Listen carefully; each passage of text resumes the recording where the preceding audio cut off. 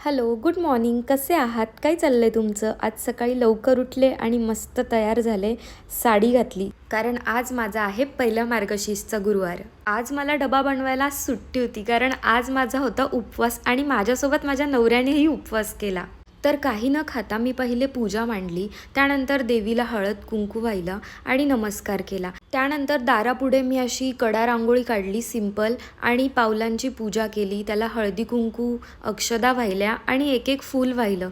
त्यानंतर मी आमच्या घरामध्ये थोडेफार असे डेकोरेशनही केले. त्यानंतर मी कहाणी वाचायला घेतली.